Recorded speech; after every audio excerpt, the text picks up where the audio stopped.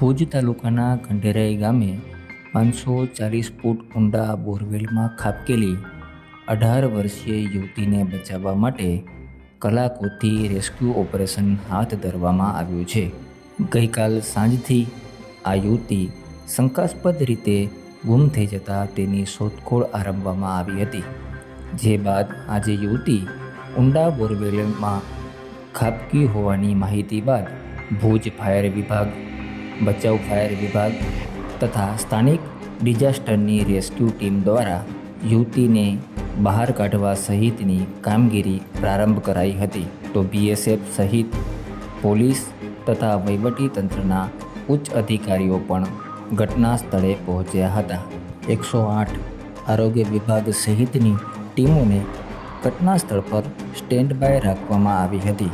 પશ્ચિમ કચ્છ પોલીસ વડા સહિત જિલ્લા કલેક્ટરે પણ બનાવ સ્થળની મુલાકાત લઈ જરૂરી સૂચનો આપ્યા હતા. જે બાળકી છે અંદાજે 18 વર્ષની મહિલા છે અને અત્યારે કેમેરા અને ઓક્સિજન એ અંદર પહોંચાડી દેવામાં આવ્યા છે. સતત પુષ્કળ માત્રામાં ઓક્સિજન અંદર આપવામાં આવી રહ્યું છે. સાથે સાથે જે અમારો ઇમરજન્સી રેસ્ક્યુ સેન્ટર છે એની ટીમ, ભુજ નગરપાલિકાની ફાયર ટીમ, BSFની રેસ્ક્યુ ટીમ ઓક્સિજન અને ઇક્વિપમેન્ટ સાથે અહીંયા હાજર છે. પ્રયત્ન કરવામાં આવી રહ્યું છે. અત્યારે વિઝ્યુઅલ્સ મળ્યા છે, બાળકી અંદર દેખાય છે અંદાજે 500 ફૂટ ઉપર. તો એ પ્રયત્ન અત્યારે ચાલુ છે.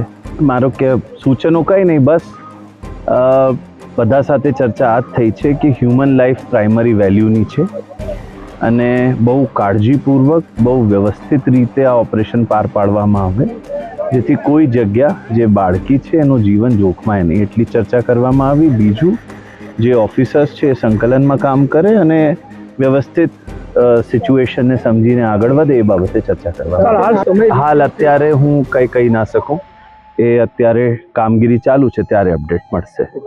જોકે દિવસભરની મહેનત કર્યા બાદ અત્યાર સુધી યુવતી બોરવેલની અંદર જ હોવાનું તો સ્પષ્ટ થયું છે, પરંતુ યુવતી જીવતી છે કે નહીં તે સંદર્ભે હજુ રેસ્ક્યુ ટીમને કોઈ સફળતા મળી નથી. મારી બેન થાય, બેનનું નામ ઇન્દ્રા. એ બનાવ બન્યો એ 5:15 કરી ને 5:30 વાગે અમને ખબર પડી. અંદરથી બોરમાંથી અવાજ આવ્યો કે મને બચાવો બચાવો. જાણ કરી અમારા સાઈડની રમેશભાઈ ઠક્કરની. એના પછી બધી જગ્યાએ જાણ કરી. માણસો સબ અમે પહોંચ્યા હતા પદર લગભગ 7:30 આજુબાજુ. મને લગભગ 18 થી 20 વર્ષ થઈ ગયા. હું નાનેથી જ અહીંયા મોટો થયો કચ્છમાં.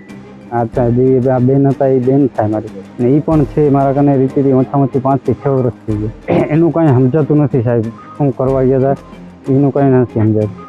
જોકે બનાવની ગંભીરતાને સમજીને ગાંધીનગરથી NDRFની ટીમને પણ બોલાવવામાં આવી છે. જે આવ્યા બાદ આધુનિક સાધનોની મદદથી યુવતીની પરિસ્થિતિ અંગે વધુ માહિતી સામે આવશે.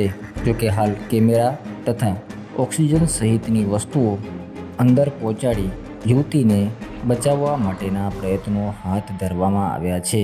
બનાવવામાં એવું છે કે અમારી કને આ છોકરી નાનાથી મોટી અહીંયા થઈ છે. અત્યારે એની ઉંમર 18 વર્ષની છે અને અચાનક એને સવારના બાથરૂમ જવા માટે નીકળી, 2 બહેનો, અને એક બેન બાથરૂમ જઈ અને રૂમમાં ગઈને એક બારે રહી ગઈ અને એને શું ભગવાને બુદ્ધિ દીધી, શું કર્યું એને, તે બોર અમારો હતો જૂનો, એને ખોલી કરી અને અંદર પોતે પડી ગઈ. તો અમને અમારા માણસને 5:30 વાગે ખબર પડી. અમને 5:42 ફોન આવી ગયો.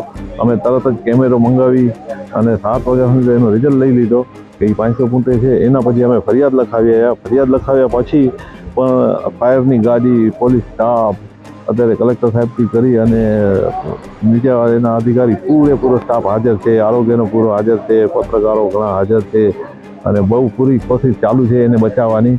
ભગવાન બચાવી દે. સ્ટાફની કોશિશ તો એટલી છે કે સ્ટાફને ગાંધીનગરથી પણ ફોન આવી ગયા કે તમે પહોંચો ત્યાં સાઈડ ઉપર છે. એટલી સુધી આ બધું થઈ ગયું છે.